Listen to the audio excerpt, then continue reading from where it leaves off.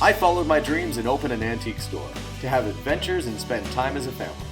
Sometimes you have to climb a mountain and open some new doors to find the treasures inside. This is our life, this is our adventure, and this is Curiosity Inc.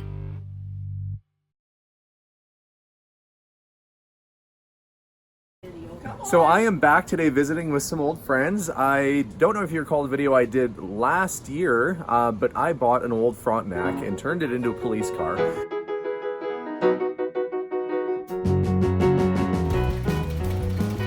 So here she is. She's far from perfect. I've got a little bit of work to do, some paint touch up, readjust a couple decals, but all in all, it's a running, driving car. As you can see, the heater is kind of even working because it's defrosting the window. It's getting into fall here where I am, so it's gonna be snowy and cold and wintry soon. But yeah, this is what she's gonna see pull up to her house this morning. Thank you for having me by again today too. And hopefully you had fun driving in the car. Yes, I did. Wonderful time. Oh, I'm glad. Thank you for thinking of me. Oh, of course. Well, I said I'd come by once I had it running, so. I know. And there she is. Good to see her. All right. And our new friends, Doreen and her daughter Linda, are with me here today, and they've invited me into their basement to dig through some boxes. So with any luck, we're going to find some more treasures today, other than the car, of course, which we already bought, and see what we can find and hopefully make a dent out of the basement and get some of these boxes out of here.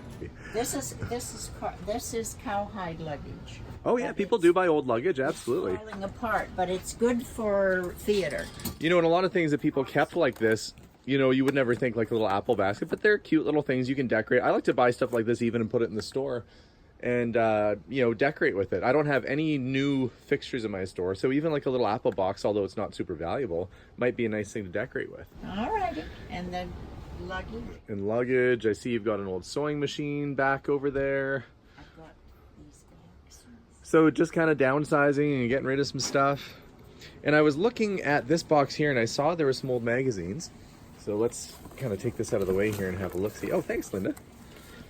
And yeah, these are 1940s baseball digests. I mean, look at the names. DiMaggio is still playing, Stan Musial. And lots of old race car magazines. Guys love this stuff. So I can guarantee you pretty much this whole box is going to be of interest to me. Pretty much every single thing in there. Yeah, that would be right up my alley. That's so fine, yeah. great. Okay, Linda, so was that yours?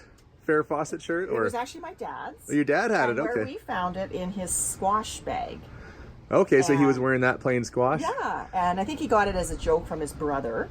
And it's been all folded up and tucked away for probably the last 30-some years. So it would be from the 70s, which is, of course, when the iconic poster came out of her. But you know what? So. We'll take it. Wonderful. It looks great. Sold. Okay, so Lincoln. 1920s and Buffalo Browning posters. So there's some antique or vintage posters in here. Let's have a look-see and take that out. Thanks, Linda. Here, I'll take that out. Hudson Bay stuff is always popular. Yeah, well, he worked for the Bay. Art was an advertising manager. For the Bay. Oh, wow, I've never seen these. Oh yeah, that's So what is this exactly? so that's an old Lincoln ad that's been blown up. Now I don't think that's an original. What this would have been like a magazine ad, probably in Okay. like a Star Weekly or a National Geographic or something. But people do buy these sorts of things.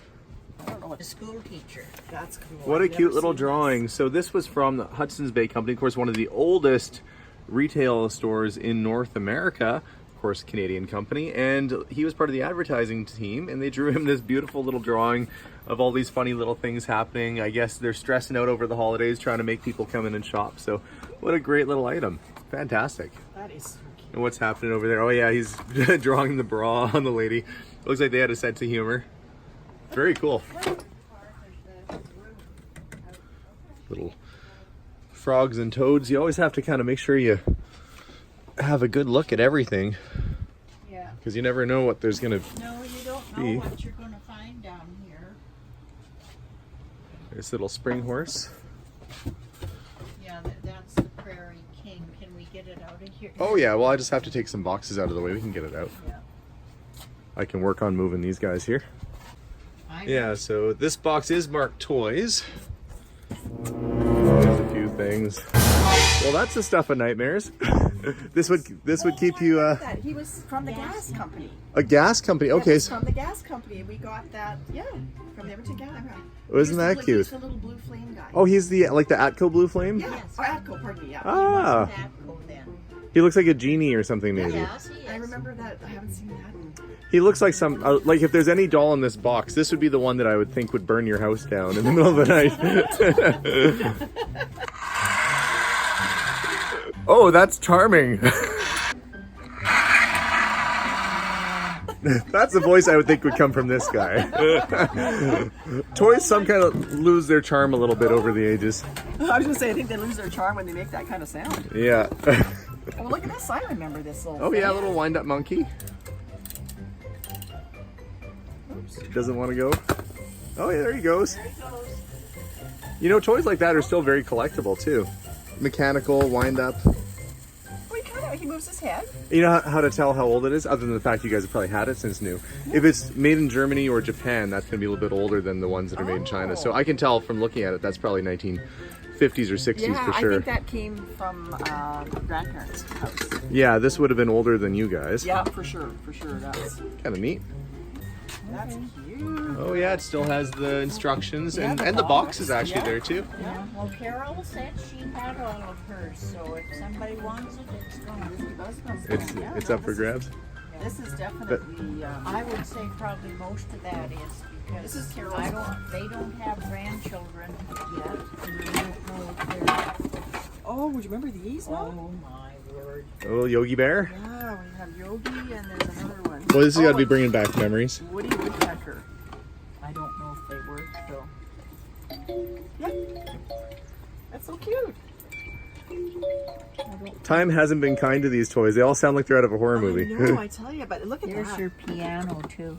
Oh, little grand piano. Is this the case you were looking for? Here's the Little makeup case? No, but look at that, Mom. That little cute little case. Oh, I remember that now. It looks like it would have dolls or Yeah, doll clothing that- in it. We all had. I think we each had one of these. Yes, you did. Yeah, look at that. That's Fisher Price, that little Yeah, this is. wind-up TV. Oh, It's got a all, crack Dumbo on in it. it. Mom, look at all the case Look, is in really good This shape. has got. Yeah, it's got the crack, but look at this cute. Look at the little- doll kids' just gonna clothes. take this It looks out. like I'll be washing doll clothes today. But the case itself is in really good. You know what's funny is that you guys don't have to go to a store. You can just shop your own basement. I know. It's like Just wow. equally surprised by the things you're finding. Yeah, that's really cute. Like every day is new. It's again. all Disney. That's cute. Now I want to see what's in this little. So that is a Debbie Dream House. Looks like you've got all the accessories bagged up still for it. I'll take it out and have a look at that. Here.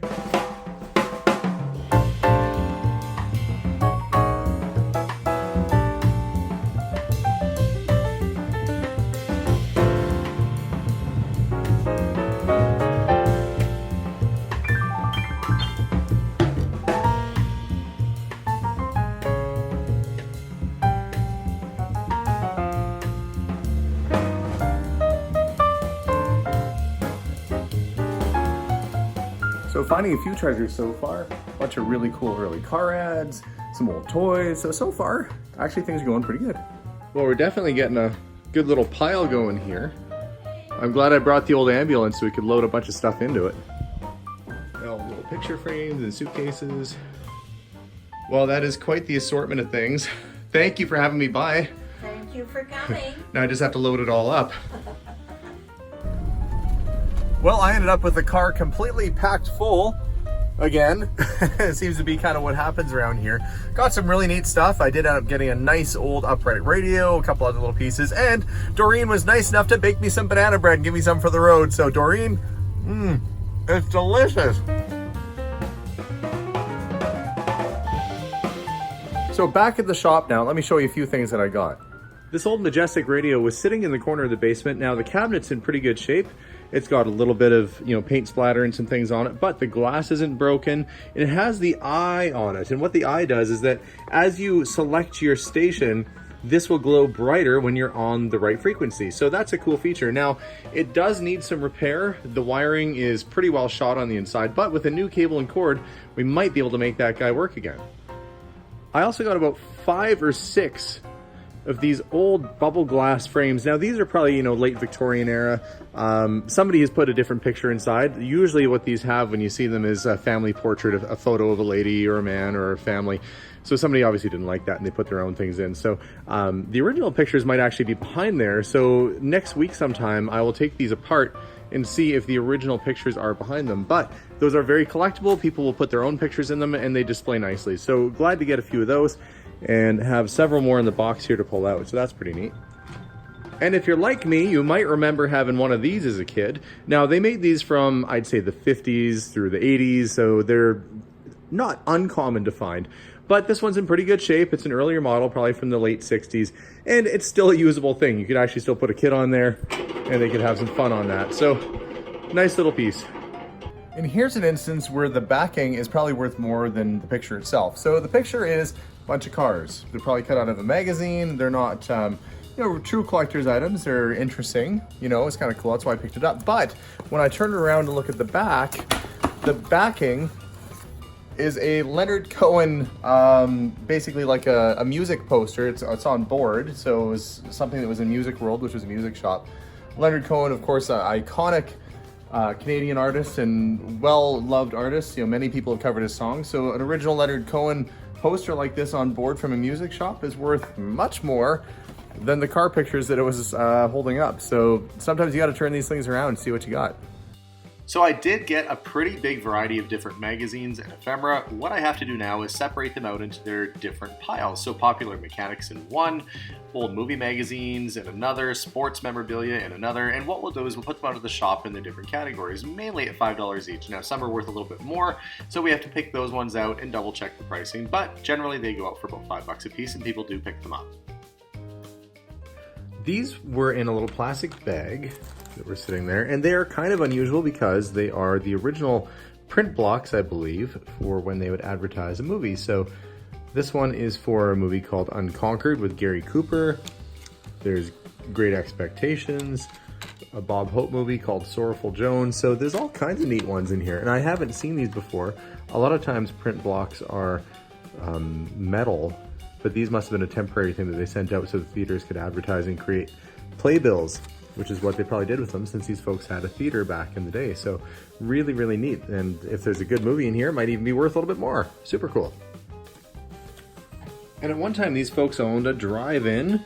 So there's all sorts of these old box office magazines and promotional items, all kinds of neat stuff. So as we're going through, we're finding some unusual things you wouldn't normally find in someone's basement. You know, here's some original ads for a movie. This isn't like your average card. This is more of a playbill showing the different sorts of things that are available. And I even noticed this letter here is from 20th Century Fox to the Egyptian CinemaScope. So it's probably publicity stills and things like that. And it's still sealed in this envelope. Way cool. And there's a stack of original car dealership brochures. Now, if you have an old T-Bird or you have an old Pontiac, or in this case a Meteor, and you want to have your original brochure, guys will pay money for this so they can put it in their glove box or in their collection to go along with the car. So there's quite a few different ones in here. It looks like he was really thinking about what to buy, doing his research. Lots of cool stuff. And here's something you don't see too often. This is the original pricing sheet for some old cars at a Buick and Pontiac dealership, and Vauxhall. Not many people know that some British cars were sold through GM dealers here. So let's see, Pontiac Pathfinder, two-door sedan, $2,402. And we got a Club Coupe, Laurentian. So what's the top of the line one here? I think the most expensive one is about $3,000 for a Chieftain Deluxe two-door sedan. And let's see, the four-door was a little bit more, so $3,087. That's cool. Gives you a glimpse about what stuff sold for back in the day. So two things that Art had in common, the fellow whose stuff I'm going through here, he was into hot rods and he played baseball. So both he and I were both pitchers and both love old cars and are building cars. So going through this stuff is kind of like going through stuff that I would have liked to have bought myself if I was around in 1951 to 7. I think we both would have had very similar interests. And just piles of old baseball magazines going way back, some going back to the 40s. You know, this is just right after the war. Baseball Stars, first edition of that one. So there's lots of really cool old ball magazines. Look, that one's 46. Really, really cool. Some guys would like to actually do these up and frame them. Some are general sport magazines. Wow. And I'm glad I picked up the magazines because there were a lot of really cool hot rod books and all sorts of stuff in here. And with a little help from my daughter and my wife, we were able to reassemble Debbie's dream house and make sure it was all there, and it's looking pretty good. So all in all, some really neat stuff came out of today's adventure. So another adventure. Thanks so much for tuning in. My job now is to go back to the shop and sort through everything and put the magazines where the magazines go and see what other little treasures might be hiding there. So a great trip today. So glad you guys could come along with me. Don't forget to hit that subscribe button if you haven't already, and we'll talk to you guys soon. Bye for now.